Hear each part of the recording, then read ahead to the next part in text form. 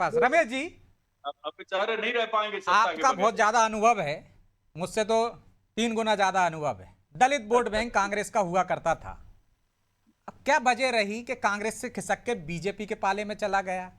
कि वास्तव में दलित वोट बैंक हासिल करना चाहता वापस से कांग्रेस, या दलित नेतृत्व उभारना चाहता? चुनौती क्या है कांग्रेस के सामने?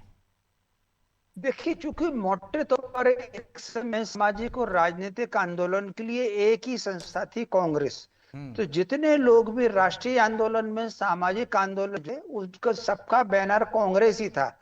आगे चल करके धीरे धीरे लोगों ने कांग्रेस से निकल करके ही दूसरे दल आए, चाहे वो हिंदू सभा महासभा बनाई हो, राष्ट्रीय स्वयंसेवक हो, और जिस किसी ने भी जो भी दल बनाए हो, सब कांग्रेस से ही निकले। तो ठीक उसी प्रकार गांधी जी ने एक समय था, एक अच्छा नाम दिया था, हरिजन। और उन्होंने जाकर के ये जो अपना सेवक वर्ग है, वहां पर जाकर के उन्होंने अपनी सफाई की है और अपना जाकर के रहे हैं। तो स्वाभाविक रूप से वो जुड़ा वहां पर। लेकिन लेकिन आगे चल गांधी जी के करके दिए हुए कांग्रेस नाम से को तो अब आगे चल के अपराध गांधी घोषित जी कर का दिया ना प्रभाव कम हुआ। शर्मा जी। निश्चित गांधी जी वही ने मैं जो कह रहा नाम दिया था हूं। वो अपराध आगे घोषित चल कर दिया। करके चूंकि वामपंथ का प्रभाव बढ़ा, दलित शब्द वामपंथियों का है। क्योंकि मोटे तौर पर वामपंथी कहीं भेद की राजनीति, तनाव की राजनीति करना चाहते, तो वो हरिजन शब्द हटा करके उसको कानूनी रूप से रोका और उसके स्थान पर दलित शब्द उन्होंने कर दिया। तो स्वाभाविक रूप से अब वही शब्द आगे चल रहा है। तो कुल मिलाकर के ये जो अभियान है, ठीक है कि अब जो पीछे हो गया उसको कोई नहीं बदल सकता। जी। आगे हमको क्या करना? आगे हमको ये करना, संपूर्ण समाज एक स्वरूप में बने।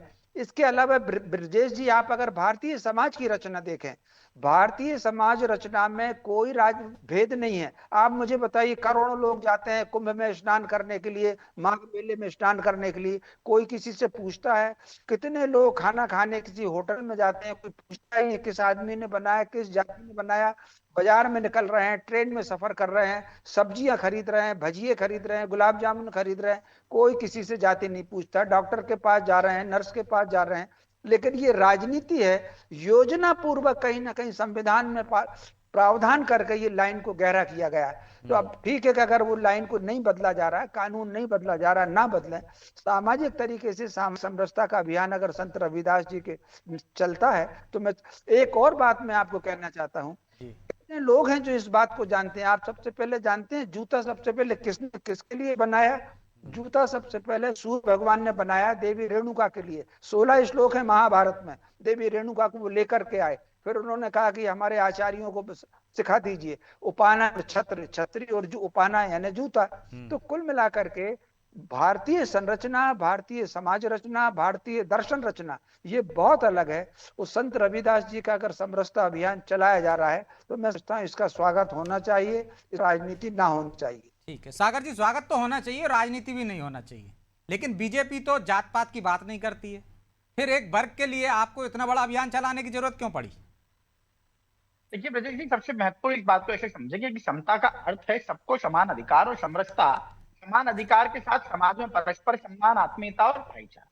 ये किसी भी पर्टिकुलरली एक वर्ग विशेष से अगर आप इसको जोड़कर देखते हैं तो वहां तक तो ठीक है, लेकिन हमारा मूल उद्देश्य समाज को के विभाजीकरण को समरसता के माध्यम से एकीकरण के रूप में लेकर आना है, जो कि कांग्रेस के मूल विचार के विपरीत है। कांग्रेस तो बांटने की राजनीति कब से करती आई है, और जब जब भी हम किसी पर्टिकुलर ऐसे विषयों पर बात करते हैं तो यहाँ पर कांग्रेस और उनके प्रवक्ता विशेष तौर से vote bank vote bank vote bank चिल्लाते रहते हैं। तो मैं इनसे एक बात विशेष तौर से पूछना चाहता हूँ कि आपको तो वो जो वोट बैंक है और जातियां हैं वो सिर्फ चुनाव के समय क्यों याद आती?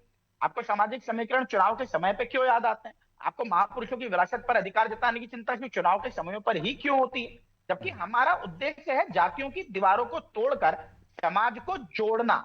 और वहां पर कांग्रेस कौन किस जाति का है, कौन किस क्षेत्र का है, कौन किसका वोट है, कौन किस तरफ जाएगा, ये उनकी चिंता है। अब राजनीतिक दल इसकी चिंता तो करते ही हैं, लेकिन इसके ऊपर यदि आप समानता और समरसता की बात करें, इससे जुड़ा कोई अभियान या आंदोलन आप लेकर जाएं, आंदोलित करने का प्रयास करें, तो जैसे हमारे बीच सम्मानित वरिष्ठ ठीक। पत्रकार माननीय रमेश शर्मा जी ने एक बात कही कि हर मुद्दा राजनीति का नहीं होता, बिल्कुल कुछ समाज हित के होते हैं, इससे ऊपर सोचने के होते हैं। और ठीक है, इसलिए मैंने अपने अंबिका जी पहले छोटा वक्तव्य जवाब में दीजिए, ही समय नहीं है। वो जातियों की दीवार तोड़ना चाहते हैं और आप जातियों की दीवार खड़ी कर रहे हैं। यदि संत रविदास के नाम से ही सही समरसता अभियान चल रहा है, सबको एकजुट करने की कोशिश हो रही है, तो बुराई क्या है? देखिए अनेकता में एकता और सामाजिक सद्भाव, ये हमारी कांग्रेस की मूल आत्मा में है। हमारा इनसे निवेदन है कि जो भी आप स्वागत है, आपका तो स्वागत कर रहा हूँ 5वीं बार कि आप आए चुनाव से और पहले आपको समरसता अभियान में सहयोग करें। अरे भाई चुनाव में कितने समय है? अभी चुनाव कहाँ है? 28 में। अरे तो चुनाव आ ही गए हैं, जिला पंचायत के चुनाव हैं, नगर पालिका के चुनाव हैं, अभी उपचुनाव में मुंह की खाली, तो आपका सिंहासन हिलने लगा। आप सत्ता के बगैर नहीं रह पाएंगे, नहीं है। हम लोग तो संघर्ष करने के आदी हो गए हैं, ये तड़प है। इसके लिए आप ये पॉलिटिकल स्टंट कर रहे हो, सबकी समझ में तो सिर्फ आलोचना करने से आपके पास बरकरार रहेंगे वो, या आ जाएंगे आपके पास? कोई वास्ता नहीं है आपका संत रविदास की, आपका तो अडानी अंबानी की विचारधारा से अरे रास्ता आपका और तो है ना वास्ता, तो आपका स्वागत कर रहा हूँ मैं। देखिए वास्ता नहीं है, कहने वाले उसका विरोध कर रहे हैं, और जिनका